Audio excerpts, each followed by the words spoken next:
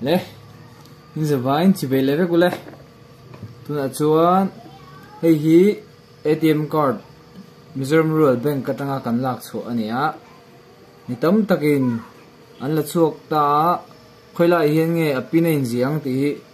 hi kan thelo thin ani chu chu tu na chuan in jian lai te karon tilang don ta mi lo thi tho do nia tu na kan hoang chem te in hong me o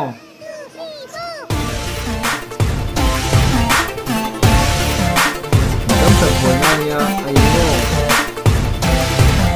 chuan dia kan hian tam do ri thi tho ma se tu na chuan tian kan hong ta ni instruction deu oma chuan hei po booklet chuan hei akar ta kan na photang en chin photang hi ATM card ta chu nia tia po thak thei mai khan ta ni tiango ta hian apin om re lo mo chu wang chuan apin chu khong e om ta khang kan ti chuan ta hian ani hei hi tiang no thi elani lo ta achung hi kheu hon ngai ta ni an kheu hong hai thi te mai kan inang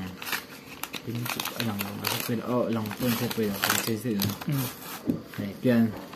đây này pin cho lên diệt tầm ấy nè thấy mo thì hi pin cho tầm ấy nè thì khan mi tấm tạc tan ở trong cả nghe cầm bay xì kan lo me